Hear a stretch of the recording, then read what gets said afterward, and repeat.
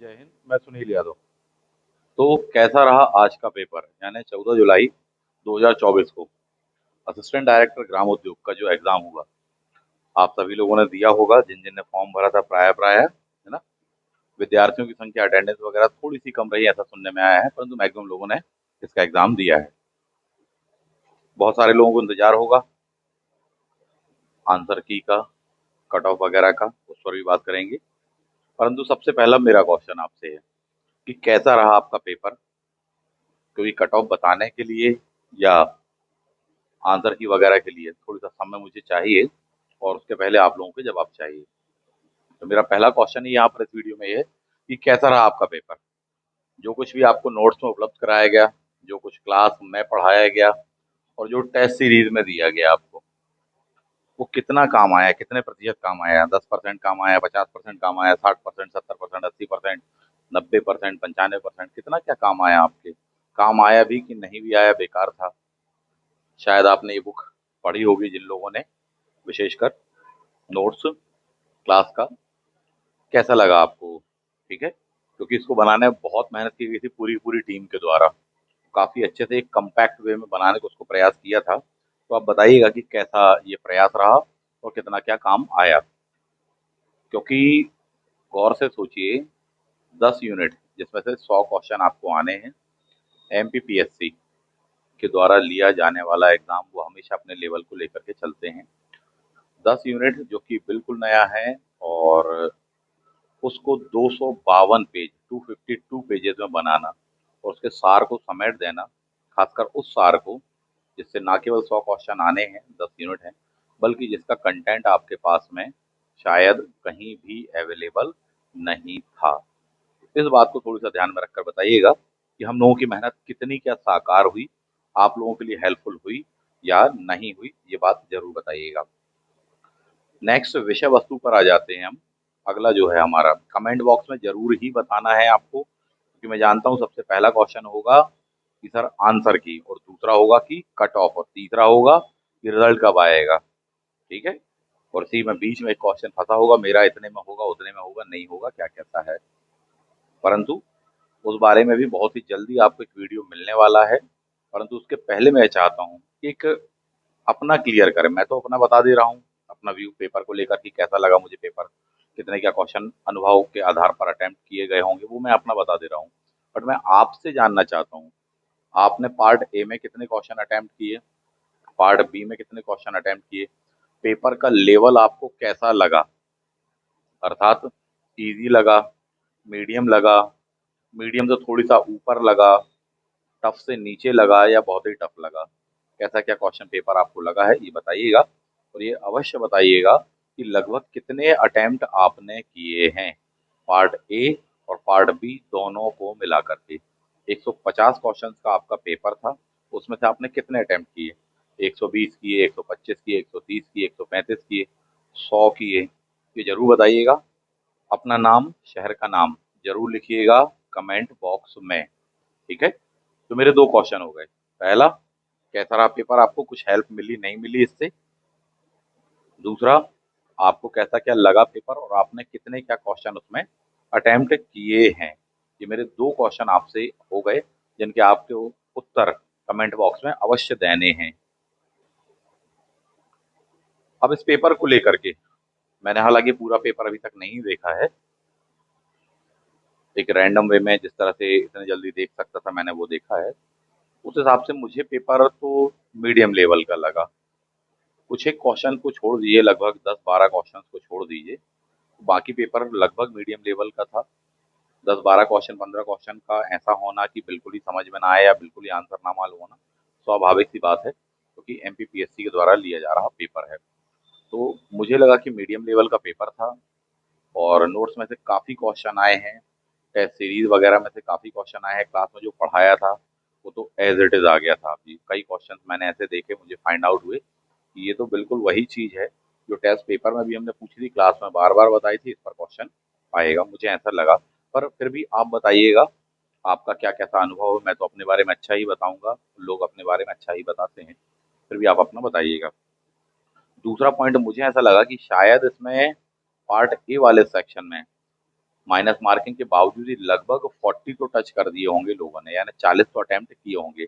उसमें से कितने सही होंगे, कितने गलत होंगे, अभी सबका अलग-अलग होगा, ठीक है?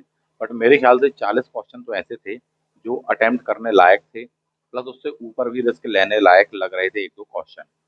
जबकि पार्ट बी वाला जो सेक्शन की बात हम यदि करें, तो मान के चलिए कि 100 क्वेश्चंस में से लगभग 80-85 के आसपास में जो क्वेश्चन ऐसे होंगे, जो कि बहुत बन रहे होंगे। अगर अच्छे से पढ़ा होगा, क्लास आपने मेरी बहुत अच्छे से अटेम्प्ट की होगी, टेस्ट सीरीज दी होगी यदि आप लोगों ने, और जिस तरह से मैंने कहा था कि लास्ट मोमेंट पे रिपोर्ट्स वगैरह मैं आपको दूंगा, कई पीडीएफ उपलब्ध कराऊंगा, मैंने उपलब्ध भी कराई थी क्लास के ऑफिशियल चैनल में, कुछ पीडीएफ टेलीग्राम चैनल में भी दी गई थी। उनको यदि आपने पढ़ा होगा तो नया वाला जो डेटा है वो आपको मिल गया होगा, और उससे काफ़ी क्वेश्चन आपको बन गए होंगे। तो ये चीज़ है, मुझे ऐसा लगा। मान के चलिए कि 85 टू 90 क्वेश्चन वहाँ पर कोई भी व्यक्ति अच्छे से जितना तैयार किया होगा तो लगा दिए होंगे। अगर दोनों को जोड़ करके एक ओवरऑल देखा जाए, मेरे ख्याल से 130, 130, 132, 135 के आसपास में क्वेश्चन कहीं ना कहीं अटेम्प्ट किए गए होंगे, और इतने पर रिस्क लेना बन रहा था। अभी तक का पेपर का जो लेवल मुझे समझ में आया है कि इतने अटेम्प्ट किए गए होंगे। अब इसमें से ज़्यादा क्वेश्चन सही हों, माइनस मार्किंग भी है, वन थर्ड आप लोग जानते हैं इस चीज़ को, तो ज़्यादा से ज़्यादा क्वेश्चन सही हो, कम से कम ही गलत हो, सिली मिस्टेक्स वगैरह ना हुई हो, तो मान के चलिए कि अच्छा कहलाएगा वो, ठीक है? तो ये एक ओवरऑल मेरा व्यू था इस पेपर को लेकर के। मीडियम लेवल का पेपर मैं इसको कहूँगा, टफेस्ट तो नहीं कह पाएंगे, क्योंकि कुछ क्वेश्चन तो होते ही हैं, 10 से 15 क्वेश्चन, स्वाभाविक सी बात है कि हाँ, बाहर होना ही चाहिए रेंज के। और जिस प्रकार का लेवल हम लोगों ने खुद टेस्ट सीरीज में रखा था, लगभग मुझे क्वेश्चन वैसे ही लगे, कई क्वेश्चन तो ऐसे भी मुझे लगे कि बिल्कुल टेस्ट सीरीज से एज इट इज आ गए, आए नहीं आए। जिन्होंने टेस्ट सीरीज अटेम्प्ट की है, यूट्यूब के इस कमेंट बॉक्स में, इस वीडियो के कमेंट बॉक्स में जाकर जरूर बताइएगा, और बहुत ही जल्दी आपको, यानी कि कल शायद आंसर की आपको मिल जाएगी किसी चैनल पर, ऑफिशियल चैनल पर, और प्रयास करेंगे कि एक ही बार में कट ऑफ आपको बता दें। पर यदि आप कट ऑफ जानना चाहते हैं, तो उसके लिए आपको बताना पड़ेगा कि आपने कितने अटेम्प्ट किए हैं, और एक मोटे तौर पर अभी आपको कितने क्वेश्चन अपने सही लग रहे हैं, ठीक? इसका मतलब ये है कि साफ सुथरे शब्दों में बताइए। जैसे उदाहरण मान लें, 130 अटेम्प्ट किए हैं, लग रहा है कि हाँ, 10 क्वेश्चन को छोड़कर बाकी सही होने चाहिए। ये बात एक एग्जांपल मैंने आपको दी। जिसने जो भी अटेम्प्ट किए हों, साफ सुथरे शब्दों में इस तरह से बताइएगा, उससे एक ओवरऑल अनुमान लगा पाएंगे कि हाँ, लगभग क्या सिचुएशन बनेगी। पोस्टों की संख्या काफ़ी कम है, थोड़ी-सी स्थिति हायर बनने वाली है, और जो भी बताइएगा अपना स्कोर या जो अटेम्प्ट आपने किए हैं, प्रयास करिएगा कि उसमें त्रुटि ना हो, है ना? बाकी आप लोग तो सही ही बताएँगे। ये पूरा का पूरा इस वीडियो को लेकर के मेरा उद्देश्य था आपको बताना, आपको स्पष्ट करना, और जो टेस्ट पेपर आपने देखा होगा, जिस टाइप से देखा होगा, तो काफ़ी हद तक मेरे ख्याल से उसमें हेल्प मिली होगी आपको कि हाँ, कन्फ्यूज़न वगैरह से आप वहाँ पर बच पाएँ। नो डाउट पेपर का पार्ट ए यदि देखा जाए, मुझे एक चीज़ समझ में आई, पार्ट ए में जिस प्रकार से क्वेश्चन आए हैं, अगर कोई विद्यार्थी इस प्रकार के एग्ज़ाम को, चाहे एडीजी वाला एग्ज़ाम यही वाला हो, चाहे असिस्टेंट रजिस्ट्रार वाला एग्ज़ाम हो, चाहे असिस्टेंट प्रोफ़ेसर वाला एग्ज़ाम हो, इनको फ़ोकस करता है, तो मेरा उसको सजेशन ये है, 2-3 सजेशन मैं देना चाहूँगा पेपर का जो लेवल मैंने देखा, कि आपको एमपीपीएससी की तैयारी ज़रूर करनी चाहिए, पहली बात तो ये। आपको हम लोगों से जुड़ना चाहिए। हमारे पास में जो 1 ईयर वाले बैच रहते हैं, उसमें आपको कंटिन्यू रहना चाहिए, ऐसा मुझे लगा, और उससे डेफ़िनेटली लाभ होगा। वरना जैसे कि स्पेशल जो पार्ट बी आ रहा है आजकल, इस प्रकार के एग्ज़ाम्स में, चाहे एआर वाला हो, चाहे एडीजी वाला हो, चाहे प्रिंसिपल ग्रेड वाला हो।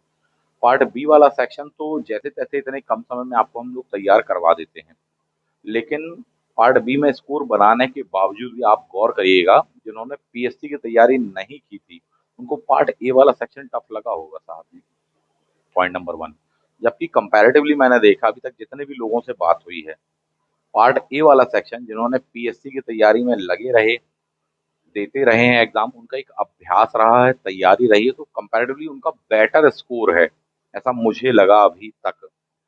सीधी-सी बात ये है कि यदि आप पीएससी वगैरह की तैयारी में हैं, कंटिन्यू हैं, आप हम लोगों के साथ में जुड़े हैं, तो पार्ट ए में भी आपका स्कोर बढ़ जाता है और पार्ट बी में तो लास्ट मोमेंट पे अपन खींच ही लेते हैं, स्पेशल जो बैचेज़ रहते हैं उसको कर लेते हैं। ओवरऑल अगर आप इस चीज़ को देखें तो एक स्ट्रैटेजी सामने आती है कि भले ही आपका उद्देश्य एडीजी, एआर या भी और भी कुछ ऐसे एग्ज़ाम्स आने वाले हैं जिनमें पोस्टें भले ही कम रहेंगी, बट बहुत ही कम निकलती हैं वो पोस्टें, बहुत ही कम निकलते हैं ये एग्ज़ाम्स या ऐसी पद नोटिफ़िकेशन। परंतु अगर आप उसका वाक़ई में लाभ उठाना चाहते हैं, तो आपको उसकी तैयारी यानी एमपीपीएससी की तैयारी साथ में लेकर के चलनी चाहिए और मेरे सीधे से शब्द हैं, हम लोगों के साथ में, हमारी टीम के साथ में जुड़िए, क्लास में जुड़िए, बैच में रहिए। जो 1 ईयर वाला, 2 ईयर वाला बैच है, उसमें बिल्कुल कंटिन्यू रहिए। कोई वैकेंसी 1 साल के अंदर आ गई, अच्छी बात है, नहीं आ रही, कोई इश्यू नहीं है, तैयारी अपनी जारी रखिए, पार्ट ए वाला सेक्शन पढ़ते रहो और जैसे ही कोई ऐसे मौके की वैकेंसी आती है, तो कम से कम ये होगा कि पार्ट ए वाला सेक्शन काफ़ी अच्छा तैयार है आपका। बचेगा केवल पार्ट ए में रिवीजन, पार्ट बी को तैयार करना, स्पेशल चीज़ों को बैठे हुए हैं उसके लिए और अपने को समय भी उतना मिल जाता है कि वो हम तैयार करवा देंगे। दूसरी बात, पीएससी की तैयारी करने वाले विद्यार्थियों के लिए भी मैं कहूँगा, पार्ट ए वाला जो सेक्शन है, वो भले ही आपको लगा हो कि हाँ, परिचित है तो परिचित लगा होगा, परंतु उसके बावजूद भी आप गौर करिएगा क्वेश्चन का लेवल काफ़ी अच्छा था। काफ़ी घुमावदार क्वेश्चन थे पार्ट ए वाले और ख़ासकर ट्रेडिशनल वे में एमपीपीएससी स्टेट सर्विसेज़ वगैरह में तैयारी के दौरान आप ये जो पढ़ते हैं, उससे थोड़ी-सा हट के क्वेश्चन पेपर था, ऐसा मुझे लगा। और काफ़ी कुछ डेटा बड़ा स्पेसिफिक पूछा गया, करंट अफेयर्स को जोड़ करके पूछा गया। करंट अफेयर्स में भी मध्य प्रदेश वाले करंट अफेयर्स को जोड़ करके पूछा गया, चाहे अखिल भारतीय कराटे चैंपियनशिप 2024 वाला क्वेश्चन हो, चाहे आप देखें कि फूलबाग वाला जो क्वेश्चन हो, काफ़ी मध्य प्रदेश से संबंधित है क्योंकि फूलबाग वाले क्वेश्चन का आंसर क्या है? ग्वालियर वाला कहलाएगा वो आपका आंसर, ठीक है? ग्वालियर में हुआ था ये और भारत दर्शन या जिसको अपन कहें स्वदेश दर्शन जिसको हम कहते हैं, उस परियोजना के तहत इसको किया गया। उसी प्रकार से जो आपसे पूछा गया क्वेश्चन अखिल भारतीय कराटे वाला, वो भी मध्य प्रदेश से संबंधित था, खास घटना थी। बहुत ही लीक से हट के और रिसेंट करंट वाला क्वेश्चन आपसे वहाँ पर पूछा गया अगर आप देखें। उसका आंसर है पोद्दार करके जो है सरनेम, वह आंसर वेस्ट बंगाल के थे वो, उन्हें हराया था उन्होंने, है ना? इससे क्या सीख मिलती है इसको भी आप अभी से गांठ बांध लीजिए। इसका मतलब ये है कि आपको अपना कंटेंट काफ़ी एनहेंस करना पड़ेगा, जो पढ़ने का आपका तरीका उसको अच्छा करना पड़ेगा और इन सब के साथ एक बहुत महत्वपूर्ण बात ये है कि आपको अच्छा गाइडेंस चाहिए। वो आपको अच्छा गाइडेंस हमारे यहाँ पर मिलेगा। मेरा मानना ये है कि बिना देर करे आपको जुड़ना चाहिए और तैयारी लगातार करनी चाहिए क्योंकि इस प्रकार के कॉम्पिटेटिव एग्जाम कोई 2-4 महीने के नहीं होते। 2-4 महीने वाले में तो फिर खास सेक्शन बस तैयार करते रह जाते हो, बाकी सेक्शन में आपको दिक्कत जाती है। आप इस बात को गौर करिए और यदि एक-एक पोस्ट को लेकर यहाँ पर फाइट है और आप वहाँ पर उस पोस्ट को श्योर करना चाहते हो कि वो आपको मिले, सीधी-सी बात है कि आपको जुड़ना पड़ेगा और कंटिन्यू रहना पड़ेगा हम लोगों के साथ में। स्टेट सर्विसेज़ दीजिए एमपीपीएससी की, उसके साथ-साथ इनको भी थोड़ी-सा दिमाग में रखिए। जो रोज़गार पहले हाथ में आ जाए उसको पकड़ लीजिए, उसके साथ-साथ आपका जो जीवन का प्रमुख लक्ष्य है, उसको तो लेकर चलिए ही चलिए, ऐसा मेरा सजेशन है। क्लियर बात है?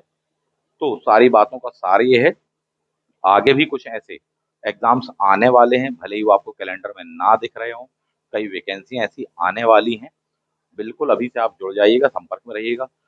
कई लोगों का जो रहा है व्यू, वो ये है कि सर बहुत बाद में आपसे जुड़े, टेस्ट सीरीज़ बहुत बाद में ली, नोट्स बहुत बाद में लिए, उसके कारण कहीं न कहीं वे नुकसान में आए। आपको ऐसा नहीं करना चाहिए था, बिगिनिंग से ही जुड़ना चाहिए था, बाकी जैसा भी आपको लगे। क्योंकि शुरू से आप जुड़ते तो हम लोगों के पास में भी टाइम रहता कि हाँ, क्या-क्या वर्क करवा दें, किन-किन चीज़ों की प्रैक्टिस करवा दें। खासकर वे विद्यार्थी जो कि स्टेट सर्विसेज़ नहीं दे रहे थे। इवन पार्ट बी वाले सेक्शन को लेकर के स्टेट सर्विसेज़ वाले भी विद्यार्थी परेशान हुए, क्योंकि वो ऑलरेडी प्रीलिम्स 2024 में लगे हुए थे, तो उसके कारण वहाँ टाइम नहीं दे पा रहे थे वो, पार्ट बी वाले सेक्शन में। और यहाँ पर जो लिस्ट तैयार होगी वो ओवरऑल दोनों को लेकर के तैयार होने वाली है। तो कहीं न कहीं एक मैनेजमेंट को लेकर के भी बात है और सबसे महत्वपूर्ण चीज़ है अच्छे गाइडेंस को लेकर के बात है। कंटेंट आपके पास में अच्छा ही होना चाहिए और इतना शॉर्ट एंड स्वीट होना चाहिए कि आप एक ही कंटेंट को बार-बार पढ़ सकें, रिवाइज़ कर सकें। कई बार बहुत सारी चीज़ें पढ़ते रह जाते हैं, उनमें से अनावश्यक होती हैं कई चीज़ें और फिर पेपर वैसा नहीं जाता जैसा जाना चाहिए, जैसा हम सोच रहे थे, है ना? तो सारी बातों का सार ये है कि बिल्कुल जुड़िए और तब तक जुड़े रहना हम लोगों के साथ में जब तक सिलेक्शन ले ना लो 2-4 जगह है। एक आध जगह नहीं 2-4 जगह है, तब तक बिल्कुल जुड़े रहना, ऐसी मेरी सलाह है। तो आप सभी का कमेंट बॉक्स में स्वागत है। बताइए, इन प्रश्नों के उत्तर दीजिए जो बोर्ड पर आप देख रहे हैं। कई प्रश्न लिखे हुए हैं, यदि आप गौर करें और उनका आंसर आपको सही-सही देना है। कैसा रहा आपका पेपर? कुछ काम आया, नहीं आया, हम लोगों की मेहनत काम आई या नहीं आई? मिलते हैं बहुत ही जल्दी अगले वीडियो में आप सभी से चर्चा करेंगे इसकी आंसर की पर, इसके कट ऑफ पर। Thank you. जय हिंद।